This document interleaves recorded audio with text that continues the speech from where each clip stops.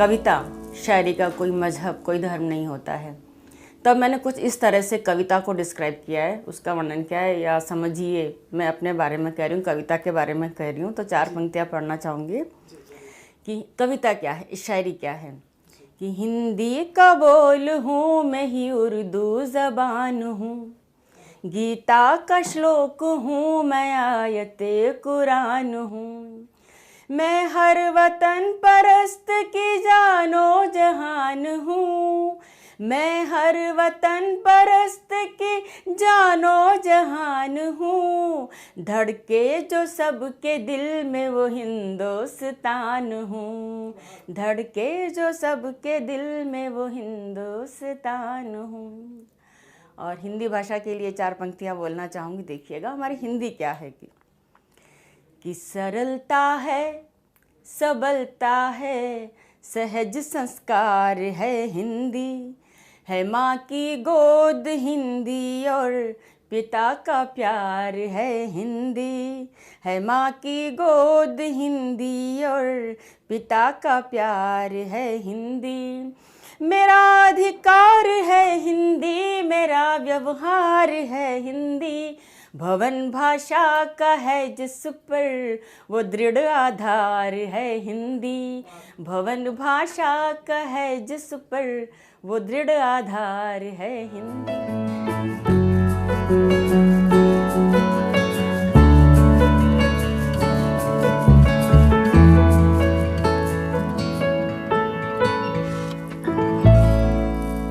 लेखन जो होता है वो माँ सरस्वती कहाँ कैसे आपको कैसे लिखवाती है, ये सब उसी की देन होती है।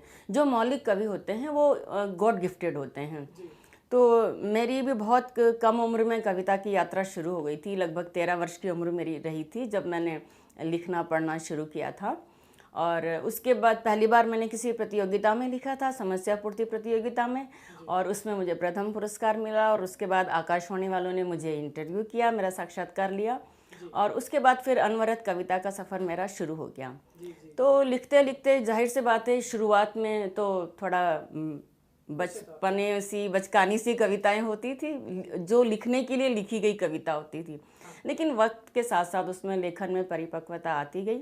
और उसके बाद मैंने हिंदी में कविताएं लिखी, उर्दू में कविताएं लिखी, राजस्थानी मेरी मातृभाषा है उसमें मैंने कविताएं लिखी, और अंग्रेज़ी में भी कविताएं मैंने अपने कॉलेज के दिनों में लिखी हैं।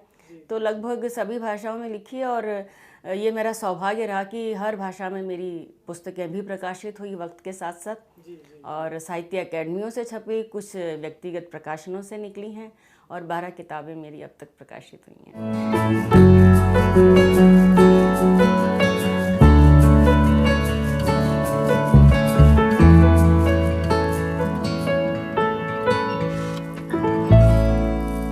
ये सन 1994 की बात है, जब केसी बोकाडिया जी से एक कवि सम्मेलन के दौरान मुंबई में मेरी उनसे भेंट हुई थी। तो वहाँ उन्होंने मुझे फिल्मों में गीत लिखने के लिए मुझे आमंत्रित किया, और मेरे कुछ मुखड़े उन्होंने सुने। तो 1994 में आपको ध्यान है एक फिल्म आई थी आओ प्यार करें, जिसमें सैफ अली खान और शिल्पा शेट्टी उसमें अभिनय जिन्होंने किया था। उसमें एक गीत बहुत ही प्रसिद्ध हुआ था, हाथों में आ गया जो कल रुमाल आपका, बेचैन कर गया हमें ख्याल आपका। तो वो गीत मेरा ही लिखा हुआ है और जो बहुत प्रसिद्ध हुआ था। उसके बाद एक गीत मेरा और आया था 1994 में ही, गुंडागर्दी फिल्म में, वो भी केसी बोकाडिया जी की ही फिल्म थी, और उसका एक गीत था, हाथ भेजा जो प्यार आपने ख़त में लपेट कर, आँखों में रख लिया उसे हमने समेट कर। तो कुमार शानू और कविता कृष्णमूर्ति ने गाया था। उसके बाद फिल्मों में गीत का सफ़र आगे जारी इसलिए नहीं रह सका क्योंकि उन लोगों ने मुझे कहा था कि अगर आपको इस फिल्म इंडस्ट्री में लिखना है तो आपको मुंबई में शिफ्ट होना पड़ेगा। तो उस समय मेरी गृहस्थी की भी शुरुआत तभी हुई थी। तो मेरे लिए ये संभव नहीं था कि मैं अपने परिवार को छोड़कर और अपने करियर को चुनती। तो जाहिर सी बात है मैंने अपने परिवार को चुना।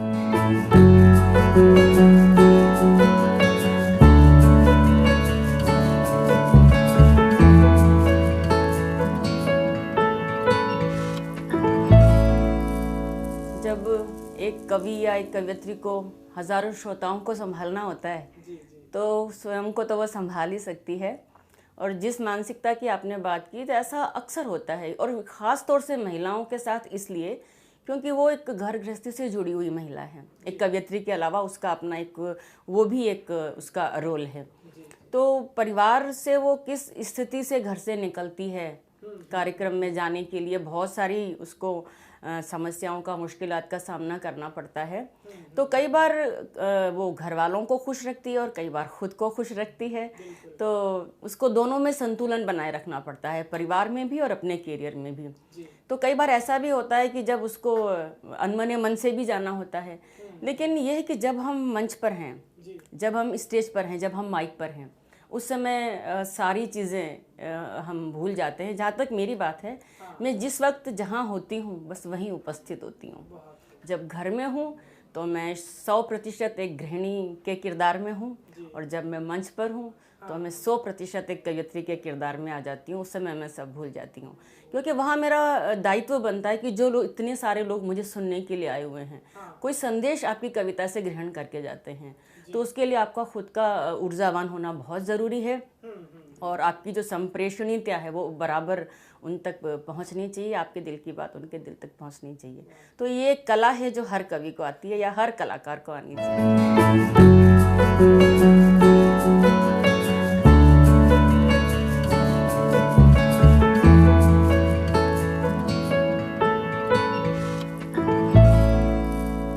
देखिए, आपने ग्रामीण परिवेश की जो बात की है, तो मैं भी किसी महानगर से नहीं हूँ।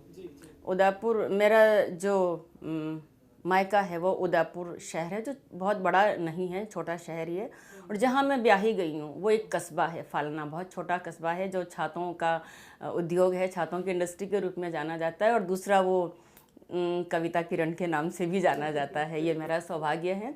तो वो बहुत छोटा कस्बा है, तो लोग बाग इस बात को बहुत आश्चर्य की नज़र से देखते हैं कि इतने छोटे कस्बे से चलकर कोई कवयित्री देश और देश की सीमाओं के बाहर अपने काव्य पाठ के जरिए उसने अपनी एक जगह बनाई है, स्थान बनाया, अपनी मौलिकता के जरिए, बिना किसी बैसाखी के जरिए। तो ये लोगों को बड़ा अचंभित करता है और बड़ा सुखद भी लगता है। तो स्थान कोई मायने नहीं रखता है कि आप छोटी जगह से हैं या बड़ी जगह से हैं, लेकिन अगर आपके अंदर कला है, आपके अंदर वो जुनून है, वो पैशन है, तो आप कुछ भी कर सकते हैं। और आजकल ज़रूरी नहीं है लिखने के लिए कि आप घर की देहरी से बाहर जाना पड़े। दुनिया हाईटेक हो चुकी है, इंटरनेट के ज़रिए हम लोगों से, हज़ारों लाखों लोगों से हम घर बैठे भी जुड़ सकते हैं। तो अपनी बातें, अपनी भावनाएं हम किसी भी माध्यम से अभिव्यक्त कर सकते हैं। तो अभिव्यक्ति का ऐसा कोई वो नहीं, प्रश्न चिन्ह उस पर अभी आजकल लगता है।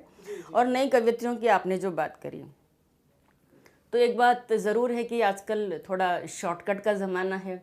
लोग बहुत कम समय में ज़्यादा प्रसिद्धि पाना चाहते हैं, और उसके लिए जो नई नवोदिताएं हैं बहुत अच्छा भी लिख रही हैं, लेकिन कुछ ऐसी भी हैं जो सिर्फ तुकबंदियां करके या किसी से प्रेरित हो करके, या जैसा आप जानते हैं आजकल कॉपी पेस्ट का बड़ा ज़माना है।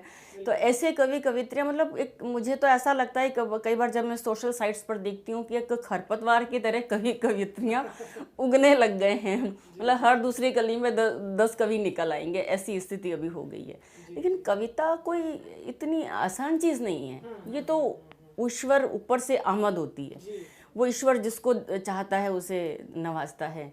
तो इसको इतना आसान भी नहीं मान लेना चाहिए कि जो चाहे कवि बन जाए, या 2-4 लतीफ़े पढ़ लिए, 2-4 किसी की कविताएं याद कर ली और उससे कवि बन जाए, तो वो कवि नहीं होता। कवि तो वही है जो दिल से लिखता है और उसके बाद दिल से दिल तक पहुंचती है।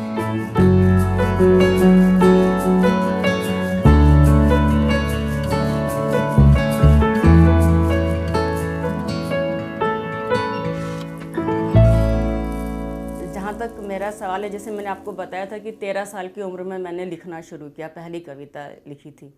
तो स्पष्ट बात है कि उस समय मेरा कोई गुरु नहीं था, कोई उस्ताद नहीं था। जो मैंने उस उम्र में कविता लिखी होगी और एक प्रतियोगिता के लिए लिखी है और अचानक से लिखी है, तो ये तो कहीं ना कहीं माँ सरस्वती ने ही लिखवाया है। और मैं उदयपुर से मेरी सारी शिक्षा दीक्षा हुई है, और तब मुझे इतना अनुभव भी नहीं था कि इसमें कोई किसी से कविता सीखने की चीज़ है, ये तो मुझे पता ही नहीं था। मेरे लिए तो यही चीज़ थी कि कविता एक अभिव्यक्ति का माध्यम है, जो आपके दिल में है उसको आप किस माध्यम से अभिव्यक्त कर सकते हो। तो मेरे लिए सबसे श्रेष्ठ जो विकल्प था वो कविता था, और संयोग से नाम भी कविता था। तो कुछ ऐसा दोनों चीज़ें आत्मसात हुई कि बस कविता साक्षात कविता बन गई। तो मेरा कोई उस्ताद नहीं है, कोई गुरु मेरा नहीं है, और हैं तो वो सारे लोग हैं जिनसे मैंने कुछ ना कुछ सीखा है। आप भी हो सकते हैं, कोई छोटा बच्चा भी हो सकता है, और कोई रास्ते चलते कोई व्यक्ति भी हो सकता है जिससे हम कुछ ना कुछ सीखते हैं। और शेर व शायरी कविता में जहाँ तक सीखने की बात है, तो मुझे जहाँ भी कोई अच्छी चीज़ पढ़ने को मिल जाती है मैं ज़रूर वहाँ से, वो मैं चाहे उसे नहीं जानती हूँ लेकिन मैं उनसे भी कुछ सीखती हूँ। और लोगों के आपसी संवाद से भी मैं कुछ सीखती हूँ। जो बड़े कवि, बड़े शायर, बड़े साहित्यकार जो आपस में बातें करते हैं, तो उनसे भी मैं ग्रहण करती हूँ। तो बस वही मेरी पाठशाला है, वहीं से, और जीवन ही सबसे बड़ी पाठशाला है जो हमें सिखाता है।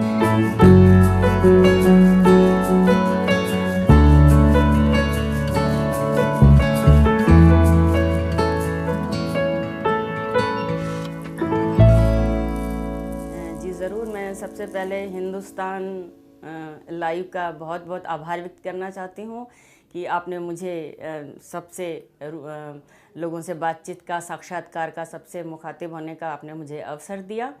और मैं कहना सबसे यही चाहूँगी कि हर रात की सुबह होती है, और छाँव के बाद धूप, रात के बाद दिन ज़रूर आता है। तब मुझे अपनी 4 पंक्तियाँ याद आती है, मैं वो पढ़ती हूँ, सुनिएगा। कि ये दौर इम्तिहान का निकल ही जाएगा। हर आदमी एक इम्तिहान की घड़ी से गुजर रहा है। कि ये दौर इम्तिहान का निकल ही जाएगा, अंधेरा अपनी खैर कब तलक मनाएगा।